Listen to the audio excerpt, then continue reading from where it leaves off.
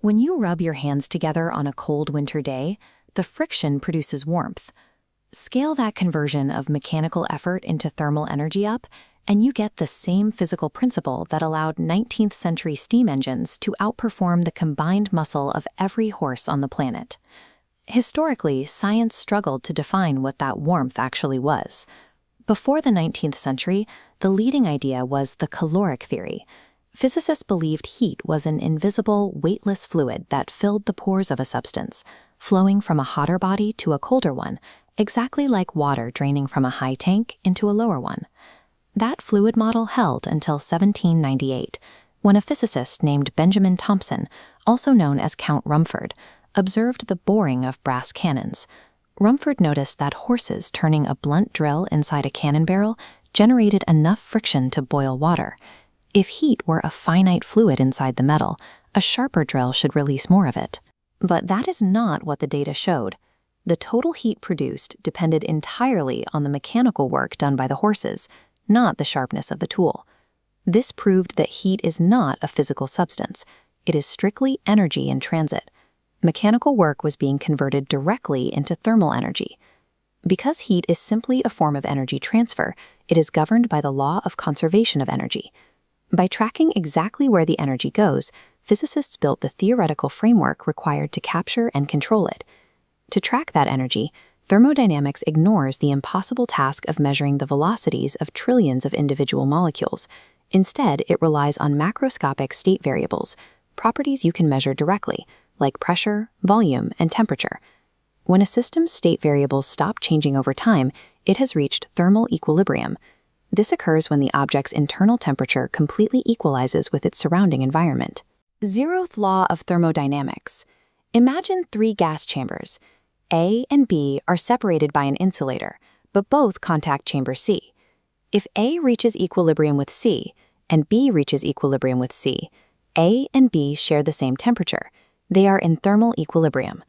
To alter a system's state, we have to look at its internal energy, the sum of the kinetic and potential energies of its molecules. Heat and work are simply the two methods we use to add or remove energy from that internal total. This relationship forms the first law of thermodynamics. The heat supplied to a system equals the change in its internal energy, plus the work done by the system on its surroundings.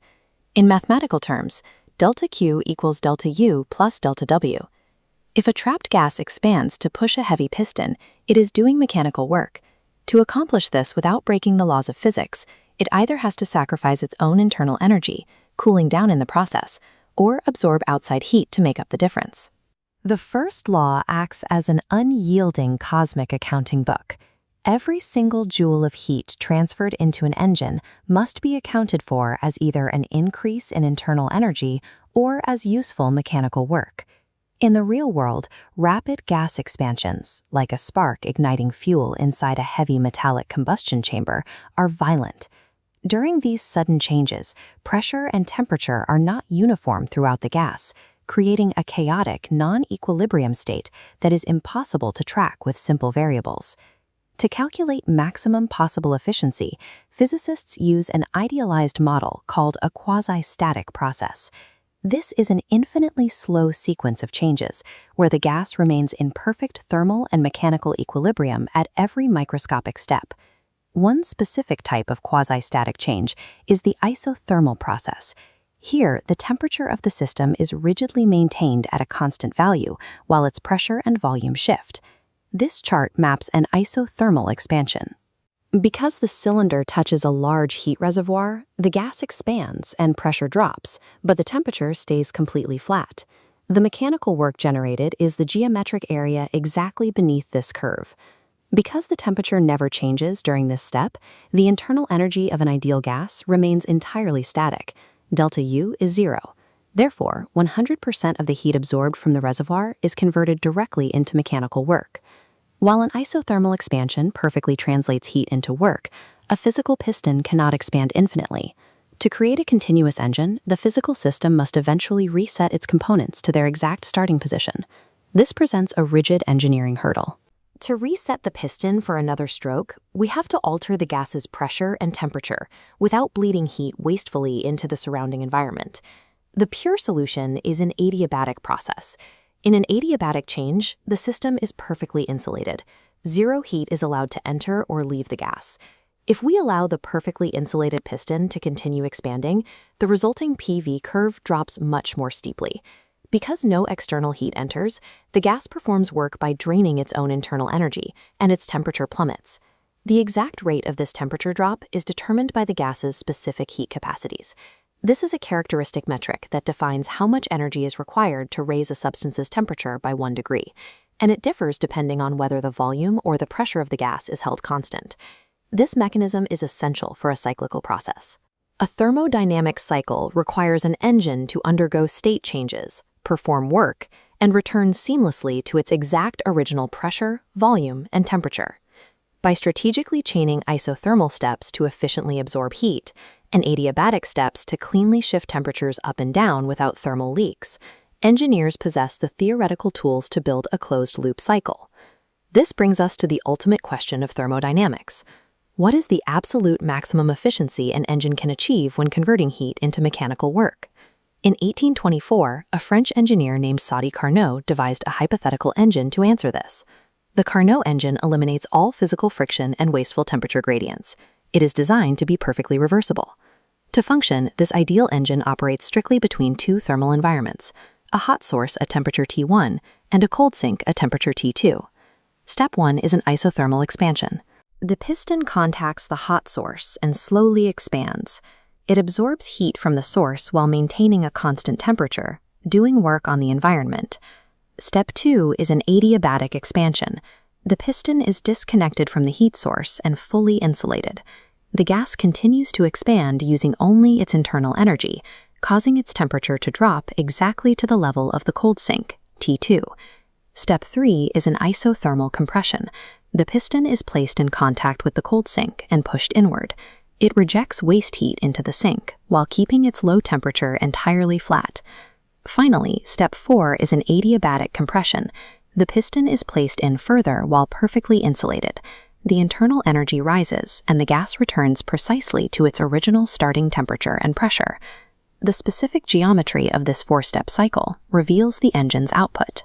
The area trapped entirely inside this closed loop represents the absolute maximum net work the engine produces per cycle. The Carnot cycle bridges a hot source and a cold sink seamlessly.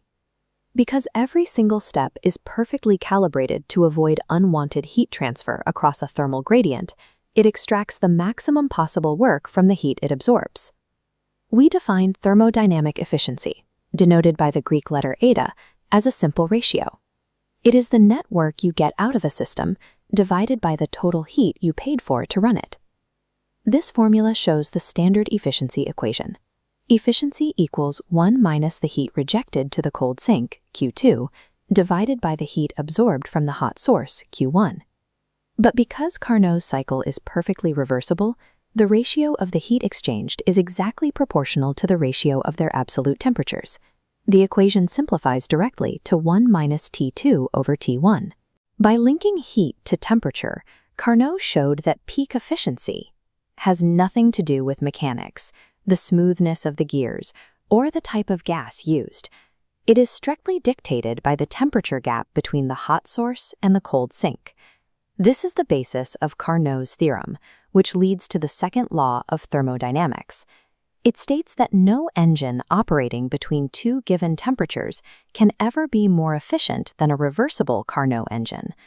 Therefore, no machine can perfectly convert all absorbed heat into useful work.